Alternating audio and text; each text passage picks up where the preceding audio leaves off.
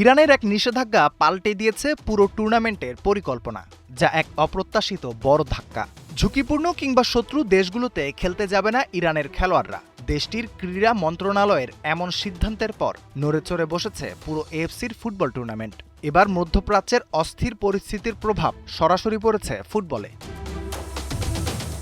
নিরাপত্তার কথা বিবেচনায় নিয়ে ইরানের ক্রীড়া মন্ত্রণালয় ঘোষণা দিয়েছে, ঝুঁকিপূর্ণ বা শত্রু দেশগুলোতে আপাতত কোনো জাতীয় বা ক্লাব দলগুলো পাঠানো হবে না। এই সিদ্ধান্তে সবচেয়ে বেশি চাপে পড়েছে ট্রাক্টর এফসি। এশিয়ান চ্যাম্পিয়ন্স লিগের গুরুত্বপূর্ণ শেষ ১৬ ম্যাচে তাদের মুখোমুখি হওয়ার কথা ছিল শাবাব আল আহলির। ম্যাচটি হওয়ার কথা ছিল জেদ্দাতে, তবে বর্তমান পরিস্থিতিতে সেটি এখন অনিশ্চিত। ফলে আন্তর্জাতিক ফুটবলে নতুন করে তৈরি হয়েছে অনিশ্চয়তা। এশিয়ান ফুটবল ফেডারেশন ইতিমধ্যেই এপ্রিলের ১৩-১৪ তারিখ প্লে অফ এবং ১৬ থেকে ২৫ তারিখ পর্যন্ত কোয়ার্টার ফাইনাল, সেমিফাইনাল ও ফাইনালের সূচি নির্ধারণ করেছে। তাই ইরানের এমন সিদ্ধান্ত পুরো টুর্নামেন্টের পরিকল্পনাতেই এক বড় ধাক্কা।